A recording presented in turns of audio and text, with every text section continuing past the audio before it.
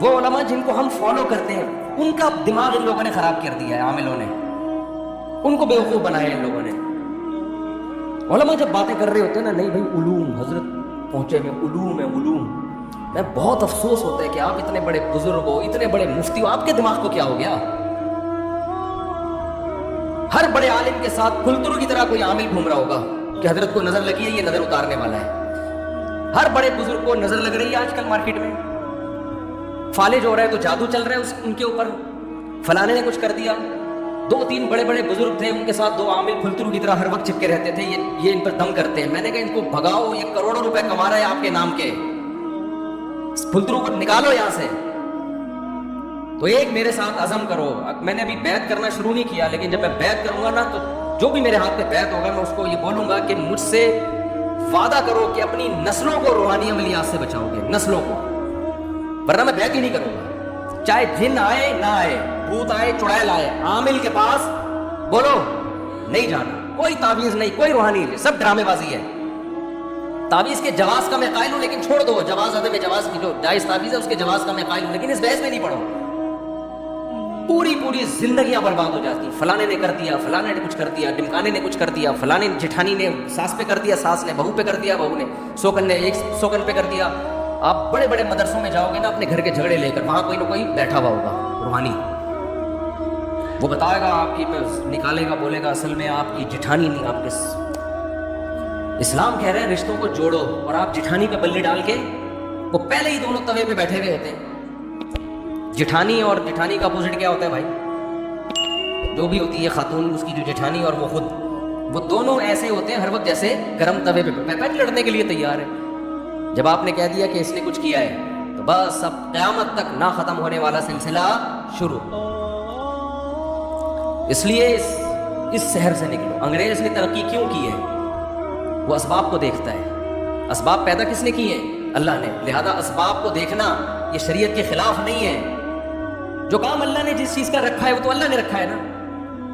دیکھو ایک آدمی کیا کرتا ہے، بھوک لگتی ہے روٹی کھاتا ہے۔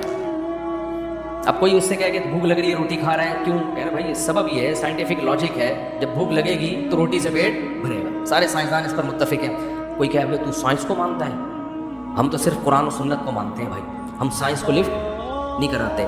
یہ مذہب کے نام پہ حماقت اور بے وقوفی کی بات ہوگی کہ نہیں ہوگی؟ تو بھائی مذہب نے کب کہا ہے کہ یہاں سائنس غلط ہے؟ بھائی یہ اسباب کس نے پیدا کیے ہیں؟ اللہ نے پیدا کیا۔ صرف ابراہیم علیہ السلام واحد تھے جن کو آگ میں ڈالا گیا نہیں جلے، ورنہ دنیا میں کوئی بھی آگ میں جائے گا تو کیا ہوگا؟ جلے گا وہ۔ کوئی کہے عیسیٰ علیہ السلام بغیر باپ کے پیدا ہو گئے، لہذا میں وداؤٹ میرج میں بھی چاہتا ہوں میرا بچہ پیدا ہو جائے۔ اب لوگ کہہ رہے ہیں بھائی سائنٹیفکلی یہ ممکن نہیں ہے۔ وہ کہے عیسیٰ علیہ السلام کے کیسے ہو گیا، حضرت مریم کے کیسے ہو گیا وداؤٹ ہسبینڈ؟ تو اسے کہا جائے گا بھائی وہ اللہ کی ایک قدرت کی نشانی تھی، وہ ان لاجیکل کام تھا جو اللہ نے کر کے اپنی قدرت ظاہر کر دی۔ لیکن اللہ کی عادت کیا ہے کہ جو کام ہوتا ہے وہ اسباب کے تحت ہوتا ہے۔ اب ہوتا یہ ہے کہ گھروں میں جب لڑائیاں ہوتی ہیں تو جب بھی کام ہو رہا ہے نا تو اس کے پیچھے کوئی نہ کوئی سبب ہے، یہ ذہن میں رکھو۔ ایسا ہوتا نہیں۔ نیوٹن کیا بول کے گیا تھا؟ غلط بولا تھا نیوٹن نے۔ نیوٹن کہہ کے گیا تھا کہ جو چیز رکی ہوئی ہے قیامت تک رکی رہے گی، جب تک اس کو حرکت دینے کا کوئی سبب نہ ہو۔ حرکت ایک کام ہے نا، تو جب تک کوئی محرک نہیں ہوگا وہ حرکت میں نہیں آئے گی، اور جو چیز چل رہی ہے وہ رکے گی نہیں جب تک کوئی روکنے والی شے نہ ہو۔ اگر آپ یہ جن چڑیل بھوت کے چکروں میں پڑتے ہو نا تو آپ ایک نیا لا بناؤ۔ پھر پہلے میں نیوٹن کو تھوڑا سا ایکسپلین کر دوں۔ یعنی جب بھی کوئی کام ہو رہا ہے نا تو کام کے پیچھے کوئی سبب بولو ہے، تو سبب ہے۔ گھر میں لڑائی ہو رہی ہے، اس کا مطلب اس کے پیچھے کوئی سبب ہے۔ یا تو آپ کسی کی بے عزتی کر رہے ہیں، اس پہ غصہ آ رہا ہے اس کو، یا آپ اس کے حقوق ادا، آپ بیوی کے حقوق ادا نہیں کر رہے، اس پہ غصہ آ رہا ہے، اس کو لڑائی ہو رہی ہے۔ ماں کے ساتھ بدسلوکی کر رہے ہیں، بیوی کو ترجیح دے رہے ہیں، ساس بہو کا آپس میں کیا ہو رہا ہے؟ اختلاف ہو رہا ہے۔ یا تو ساس ظالم ہے یا بہو ظالم ہے، یا جٹھانی گڑبڑ کر رہی ہے، آپ صحیح چل رہے ہیں، کہیں نہ کہیں گڑبڑ ہو رہی ہے۔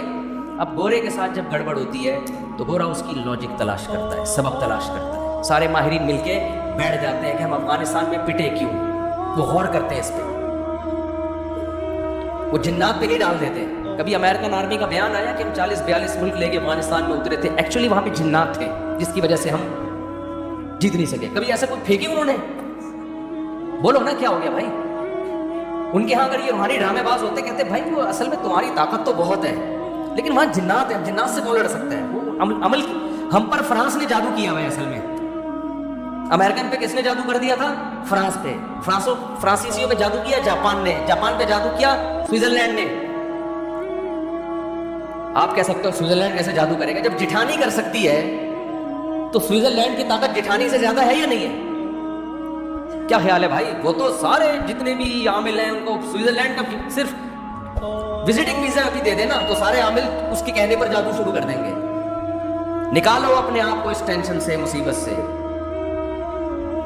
تو وہ غلطی دوبارہ نہیں دہراتے جو غلطی ان سے ایک بار ہو چکی ہے. گورا نہیں دہرائے گا اس غلطی کو. ہم بار بار اس غلطی کو ریپیٹ کرتے ہیں، بار بار اس غلطی کو ریپیٹ کرتے ہیں، اور جب ناکامیوں کا منہ دیکھتے ہیں تو روحانی ڈرامے باز ہمیں کہتا ہے اصل میں تم پر کسی نے کچھ کر دیا ہے.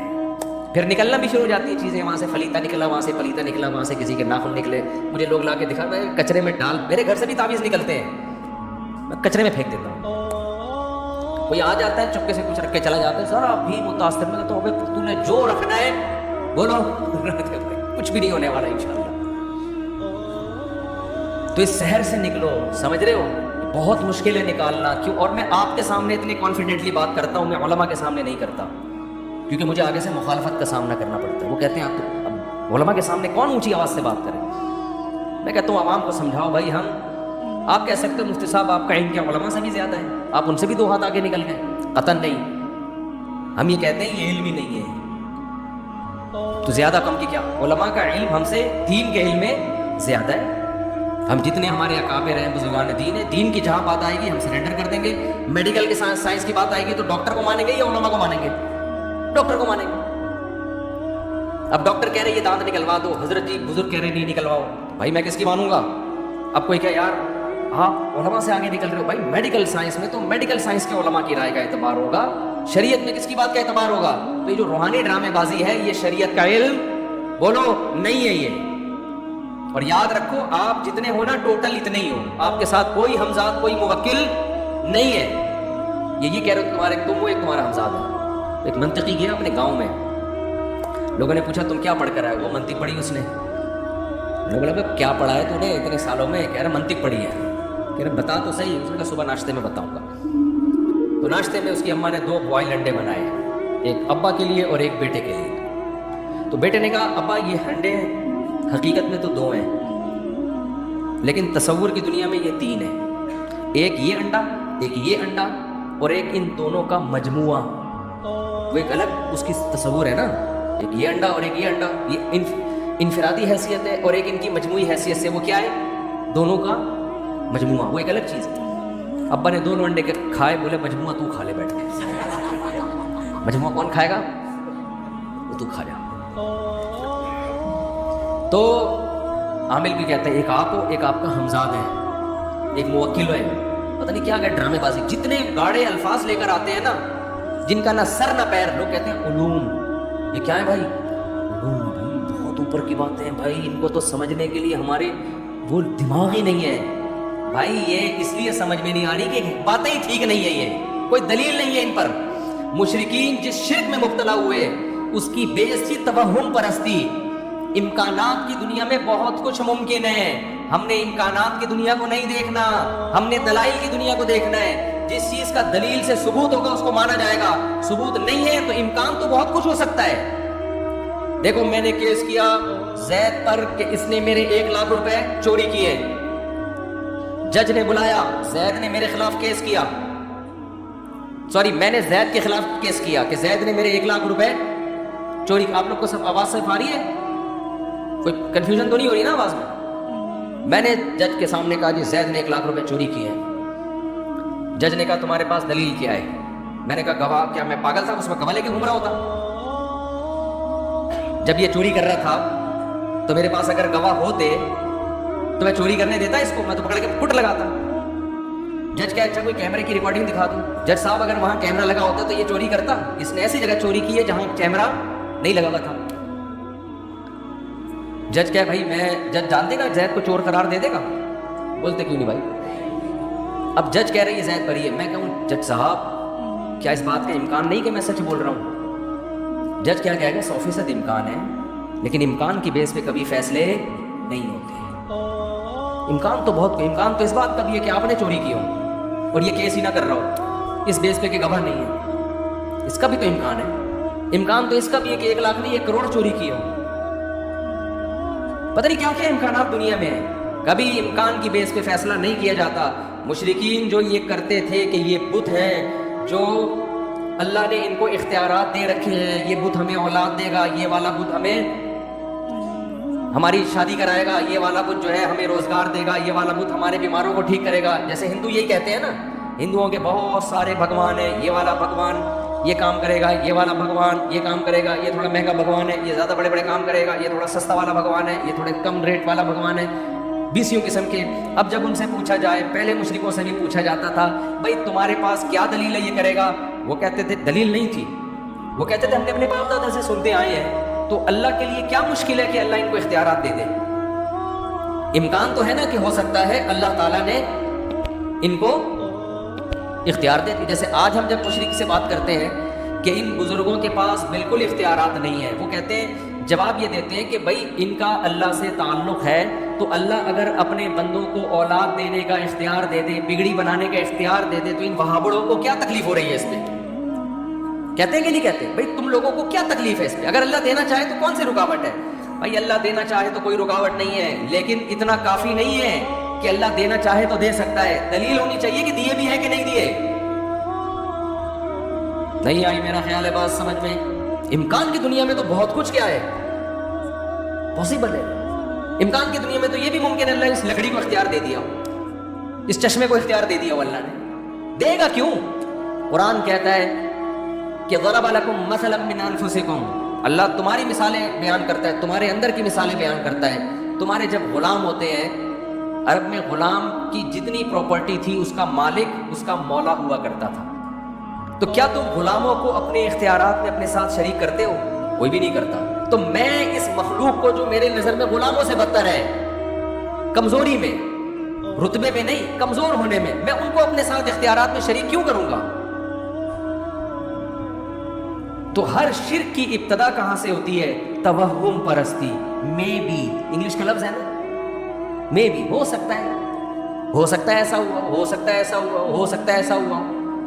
بھائی ہو سکتے پہ ہم نہیں جا سکتے۔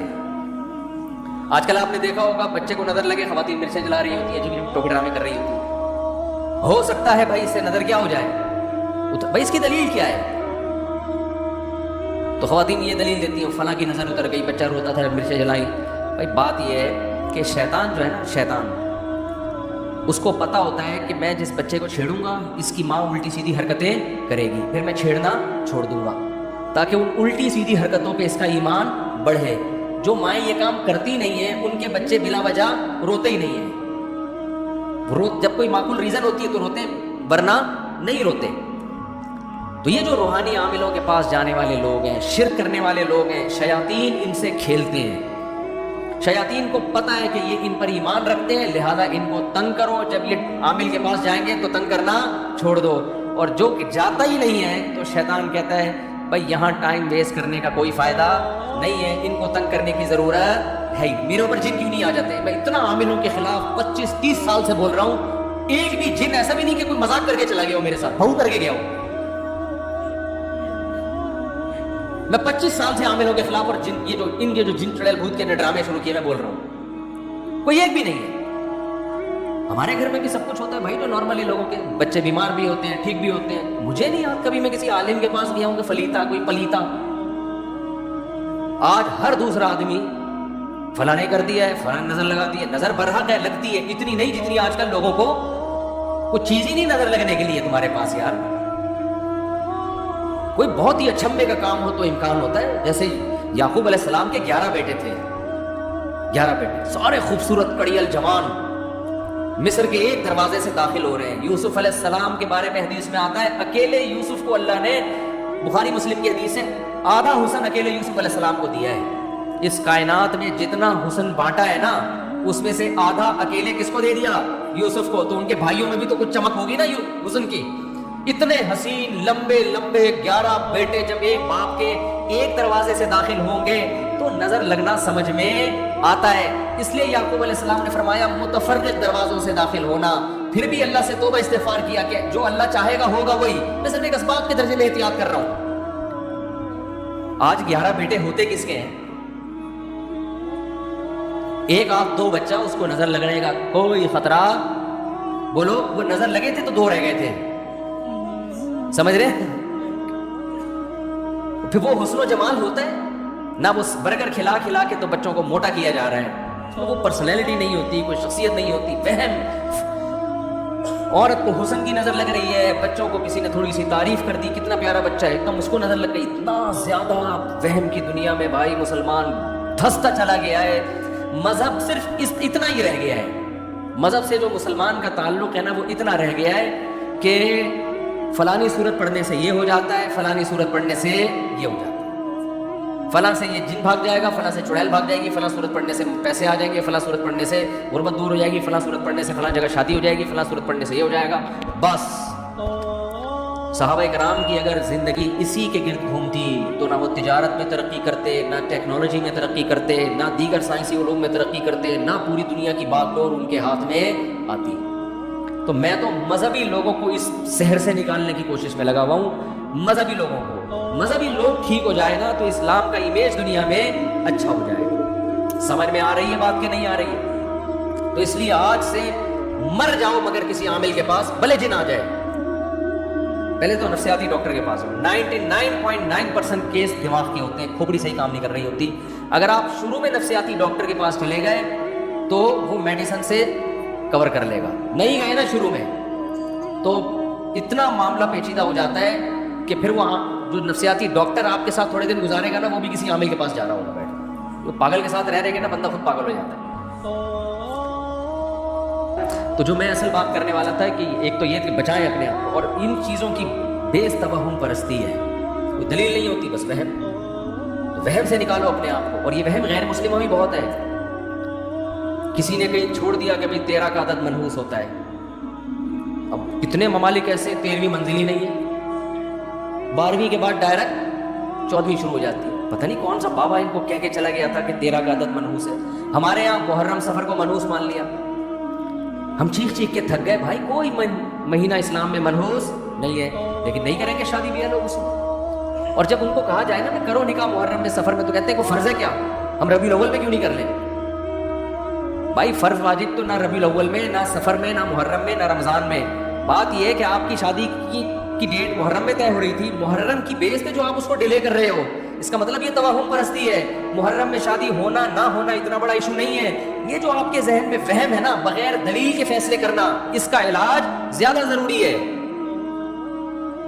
سمجھ میں آ رہی ہے بات کہ نہیں؟ اور اس کا علاج جب ہوتا ہے جب آپ اپنے وہم کے اگینسٹ چلنا شروع ہو جائیں.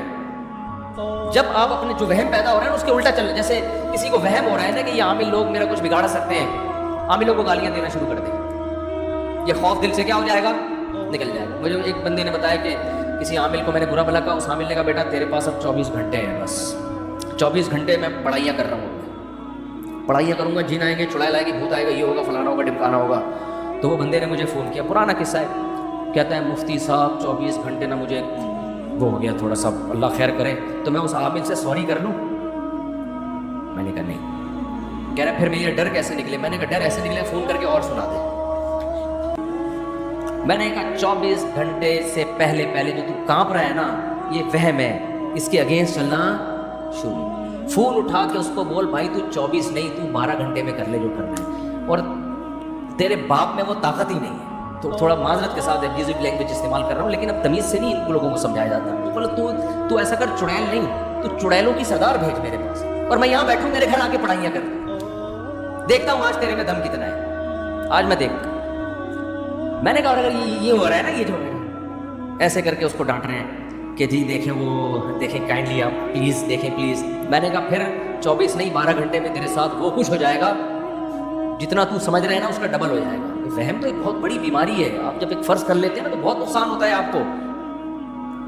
تو یہ نکالو گے نا اپنے آپ کو, اپنی عورتوں کو بھی نکالو اس عذاب سے. کوئی جن چڑیل بھوت بالفرض آ بھی گیا تو سورہ فلق سورہ ناس پڑھ کے دم کرو، امام صاحب سے بولو وہ دم کر دیں گے، بس اس سے زیادہ آگے بڑھنے کی ضرورت نہیں ہے. پیشنٹ ٹھیک ہو جائے تو بھی یہی علاج ہے، ٹھیک نہیں ہو تو بھی یہی علاج، اس سے زیادہ آگے بڑھنا نہیں ہے. اول تو جب یہ کانفیڈنس پیدا کرو گے تو آئے گا ہی نہیں جن. میں نے ایسے لوگوں کو دیکھا راتوں کو اکیلے قبرستان میں سوتے ہیں. آپ میں سے کوئی بھی رات قبرستان جائے نا 2 بجے، کوئی نہ کوئی چڑیل نظر آئے گی. گورکن کو کبھی نظر نہیں آتی. یہ جو ہمارا انڈا موڑ سے آگے قبرستان ہے نا، یہاں بہت لوگوں نے سرکٹے دیکھے ہیں. میں نے آج تک کوئی سرکٹا، جتنے دیکھے جڑے ہوئے سر والے لوگ ہی دیکھے ہیں. لیکن رپورٹیں ہیں کہ ہم نے وہ پاپوش کے قبرستان میں سرکٹا دیکھا، اور وہ بتانے والے بھلے نیک لوگ ہوتے ہیں. بھائی ان کے دماغ میں چونکہ ایک وہم پیدا ہو گیا، ان کو سرکٹا بھی نظر آئے گا، ایک آنکھ والا بھی نظر آئے گا، چڑیل بھی نظر آئے گی، بھوت بھی نظر آئیں گے ان کو. آپ کانفیڈنس پیدا کرو، آپ قبرستان میں جاؤ. قبرستان میں تو اور بھی خوف نہیں ہونا چاہیے. وجہ اس کی ہے کہ خوف تو زندوں سے ہوتا ہے، مردے تو بیچارے مرے اس لیے کہ اب کسی کام کے وہ موت نام ہی اسی چیز کا ہے. میں اکثر ایک واقعہ بتاتا ہوں نا، ایک صاحب نے کہا کہ میں مزار پہ جا رہا ہوں، مجھے فالج ہوا ہوا ہے